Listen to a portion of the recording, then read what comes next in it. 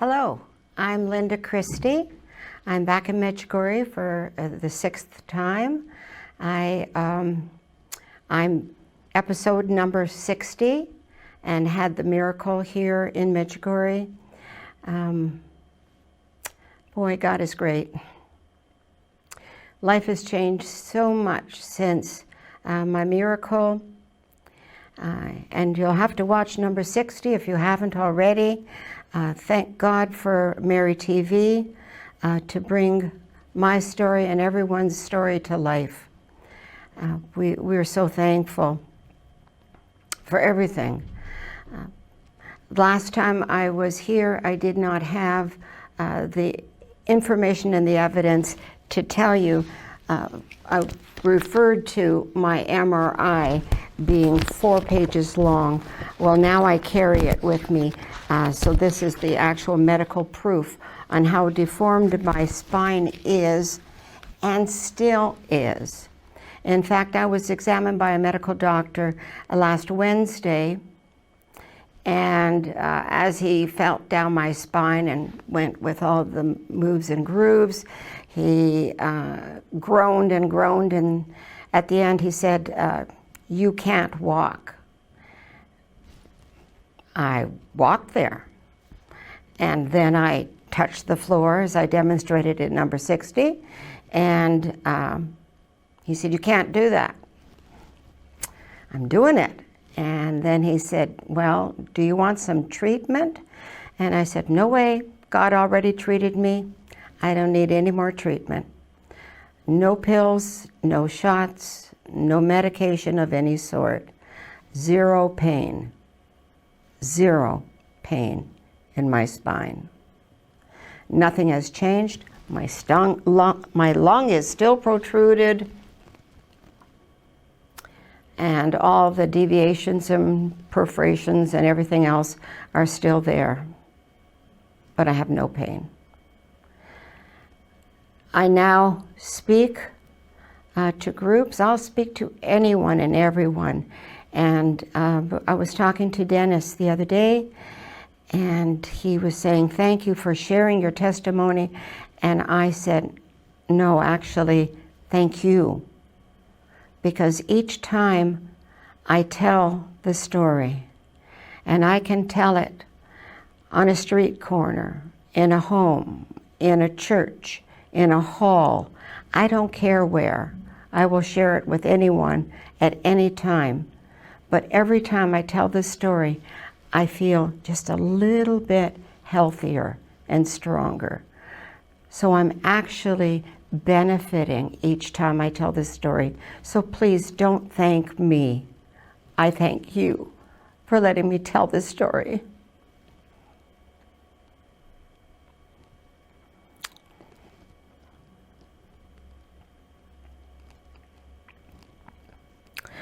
Oh, God is so good. My life is so different in so many ways. I garden. I dug up my backyard and put in a patio stones by myself. I chipped off all the tile off the walls in the kitchen and the kitchen floor so that they could come in and put new tile in. Like I've been told by neighbors, "Is there anything you can't do?" And I go, "No, with God I can do everything. I can do everything." Anyway, I hope and pray that everyone who is watching this and everyone who realizes, I don't think we realize that every single one of you have miracles every single day. We're not aware of it. Waking up this morning was a miracle. That sun coming up, the birds, the flowers, the little things that happen in our life are miracles. And I don't think we take enough time to appreciate all the gifts that God has given us. These are all small miracles, but they are miracles. Some are more visible than others. Some have internal healings, some have spiritual healings, whatever it may be. But they are miracles. Share them. Spread that word. This is what God wants us to do. And as I said before in number 60, I'm walking down the street or somewhere with my husband, and I actually know who the person is that I'm supposed to tell the story to. And it doesn't matter to me whether they're 3 years old or 93 years old. I will stop them and share my testimony with them. My husband always looks at me and says, well, how did you know that they know who Mary is, that they're Catholic, or that they're even going to believe you, or that they want to stop and listen to a woman telling a story for over an hour? And I tell my husband, I didn't choose them. God chose them. I just know who to tell. And I can't even explain the feeling that comes over me. So when God chooses them, God doesn't make mistakes. They all stop, listen, give an hour of their life to listen to me and to tell them this story of love and hope. Because I'm just a simple person. I'm just an everyday person. I'm not extremely holy. I don't do the things. And that was what was so hard for me to accept when the miracle happened, that I struggled with, why me? Why me? I'm nothing special. I don't go to church every day, okay? I don't do the things that other people do, and I would look at other people and say, look at him, look at her. He does this, she does that. He goes there, she goes there. And I was always looking at other people, comparing myself, and I would say to the priest, I don't understand why me, because I'm nothing special. I'm just an everyday person. I get mad at the car that beeps the horn at me or cuts me off, or things like that are just everyday common occurrences. But you know what? It was one priest who said to me, when I said, why me? He said, why not you? God chose you, and God doesn't make mistakes. And so now I have accepted. I cannot believe. I mean, I'm back at weddings, dancing the polka and enjoying life the way that I used to. It seems like every time that there is an occurrence where I've got too many bookings or too much in my life that is planned. Like one time I had 3 speaking engagements in a week, and I was feeling really stressed. I was telling somebody this morning that God gives me pauses in life. He knows that I'm overdoing it. He doesn't hit the stop button, he hits the pause button. And that pause restores, refreshes me, ready to move on. And so after a period of time, only God knows when I'm ready, he hits the start button, and there I go again. It's truly amazing. I am so blessed now with the people in my life. I have a beautiful young lady in Windsor who has heard me so many times, 150 times at least, that I used to hold up pictures when I was speaking, and now she comes with her laptop, and Sonia brings her things with her, and I've thanked her, but it was important for me to thank her husband for allowing her to come with me and to give up that time that she could be with family. Those are the things that we have to stop and be thankful for. We take all of that for granted. These are all gifts from God. I've got my stone here again. Of course, it never ever leaves me. This is the heart stone that I found on the mountain. This is the heart of Jesus, and I know it. It's always with me.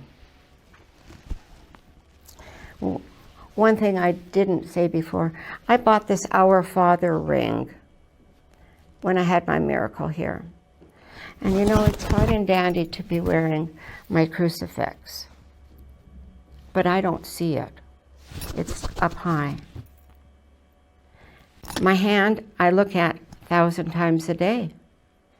And every time I look at this hand, I know who to say thank you to.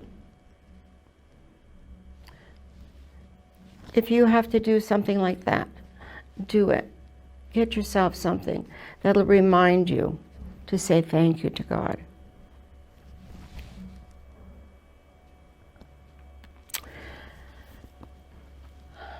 I hope I have given you a little glimpse at how my life has changed. I hope that my story has touched you in some way to know that if miracles can happen to me, they can happen to anyone. And the funny thing was, I never prayed for myself. I always came with a list of names to pray for everybody else. It was only that one day that I stood before the statue here of the Virgin Mary in front of St. James Church, that statue, where I said, Mother Mary Virgin, if you want me up your mountain, you're going to have to help me. And as you know, she certainly did. And the next day when I came back, that statue, she opened her eyes, she opened her mouth, and she was talking. And this is the picture that I took that day. I have literally told my story. I couldn't count the thousands. I get this picture printed off by the thousands now. I've given out so many. If any of you have a copy of this picture, please make copies of it. Give it out to everyone. Let people know. Let people know this isn't something magical. This is just to remind you. This is just something to remind you how great the Virgin Mary and sweet Jesus are. I know some people have said that they wanted to see my husband. They wanted to meet him. And he happens to be here today. He doesn't know that I'm going to call him into the camera because they thought that he was the unsung hero that was always behind me and supporting me, taking care of me. And so I'm going to ask Greg if he, come on over here. Poor Greg. You know, I stop these people on the streets everywhere and every time, and he just so patiently waits for me. He usually takes 10 steps back and waits until I'm finished telling the story. Sometimes it's an hour, sometimes it's more. But I want you to meet Greg.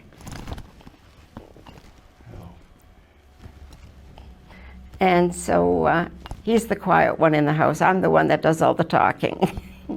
Anyways. Somebody's got to be quiet. All be noisy. Somebody's got to listen. Right? Yep. And so here's Greg, and he's the one that has always been support for me and taking care of me when I needed the care. And we take care of each other. And so thanks for coming, Greg. Oh, you're welcome. Okay. It's been a big change in our lives, all for the better. And every time she talks, it's just, she's helping so many people. She gets calls all the time, and when she goes to talk, she doesn't charge anything. There's no fee, there's nothing at all, so it's all free. My rock and my support.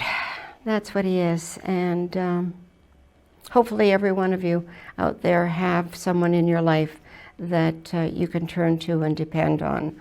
And if you don't, you always know you have Jesus in your life. He is your rock and support. You're never alone. Never. I was telling Dennis this morning that he was laughing at me, actually. that when I go speaking, before I speak, I shouldn't say often, always excuse myself before I speak to go to the washroom. And I don't actually go to the washroom. I actually go in there to pray to the Holy Spirit to give me the words, that the people who I am speaking to need to hear. And Dennis thought that was funny, but it was even funnier when I said, sometimes I even flush just to make it sound like I was using the washroom. The Holy Spirit always gives me the words, and I'm truly amazed. Sometimes my story will veer off a little bit to the left or the right, and I'm always shocked because when I start telling my testimony, it's like, where did that come from? Like the words just kind of come out.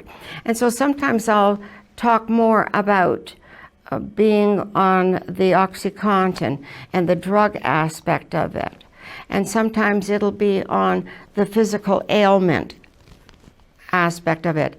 And I'm always shocked until after, and people approach me. And there's always people in the crowd that needed that certain aspect of the story. And so for those people, I know that was why I had veered off on the story. One part of the story that my testimony when I gave it in early part of 2013, part of the story hadn't been completed. There was a part that was hanging and I couldn't understand it, but it was later in the year that it was all explained. When you see the picture of me in the wheelchair coming to Medjugorje, at the airport they take you from point A to point B to point C, and they shuffle you. So the picture that you'll see is a picture of me in the airport in Vienna on that first trip in October of 2010. And when I was speaking, I would be showing these pictures, and someone said to me, "Isn't that Father Peter Mary Rookie that's sitting beside you?" And I said, "Yes, it is." And what happened was, at the airport, we didn't know who Father Peter Mary Rookie was. And people were lining up, and he was blessing everybody. And wherever we went, people were blessing. Father Peter Mary Rookie was blessing them, taking out his oil, praying for them, praying over them. And people would put my wheelchair beside his and would ask, "Could you please bless Linda?" And Father Peter Mary Rookie would tap me 3 times on the cheek. That was it. I didn't understand.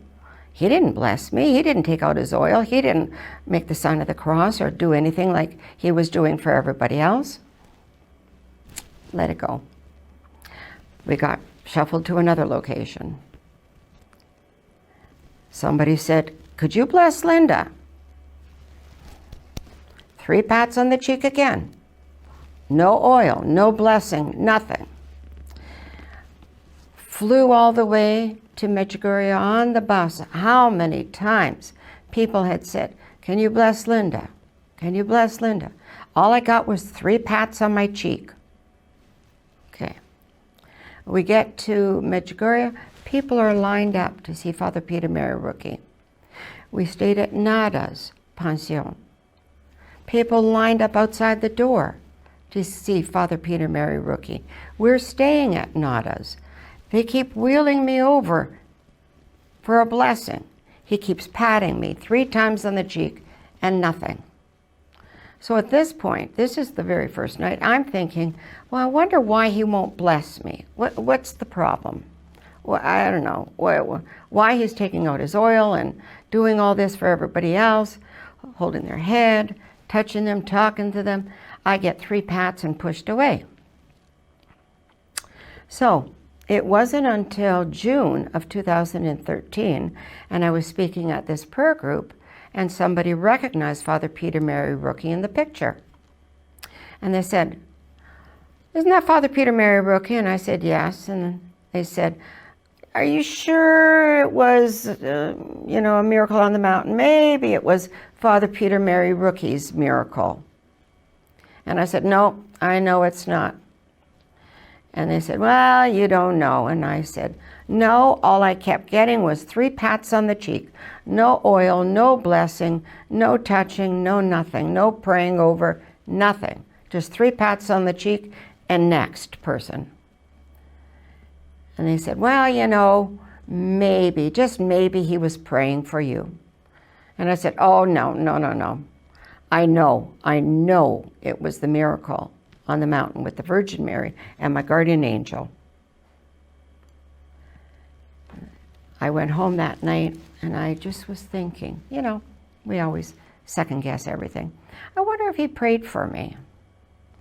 And then I just let it go. Because that next morning in Medjugorje was when I had the miracle, so I never thought about being blessed or not blessed at that point. Here I am thinking, well, geez, I wonder if he prayed for me. 3 days later, I get a phone call from Marie, the lady who organizes our trips to Medjugorje. And she says, "Linda, I've got a message for you." Now you see, this is a 1.5 years later. I haven't talked to Marie. I haven't talked to Father Peter Mary Rookie, had no contact with him whatsoever. I didn't think he knew me from anyone. Anyways, Marie says, "I've got a message for you." And I said, "Okay." And she says, "Wait a minute. It's from Father Peter Mary Rookie." And I thought, why would he remember me? And she said, "Wait a minute. He made me write this down." I said, "Okay." And at the time I was standing in the bedroom on the phone. And she said, "Father Peter Mary Rookie sent you this message. I don't understand it, but he said you would know. Linda, I did not bless you. I did not pray for you because I knew you were going to have a miracle." I fell onto the bed. I sobbed. He wanted no credit for the miracle. And why would he remember me out of the thousands of people that he saw in that 1.5 years? But he did. He remembered. He called me Linda. And it wasn't until in 2014 that I was in Chicago speaking at a Marian conference that I looked down into the crowd. And there at 90+ years old, because we had celebrated his 93rd birthday in Medjugorje. So he's, 95, whatever. I looked down, and there is Father Peter Mary Rookie in a wheelchair. And I ran off the stage, and I ran in front of him, and I knelt in front of him, and I said, "Will you bless me now?" And he said, "Yeah, but where's your husband?" So Greg came over, and the 2 of us knelt in front of him, and he finally, in 2014, blessed both of us. What an amazing, amazing priest. He wanted no credit because he knew I was going to have a miracle.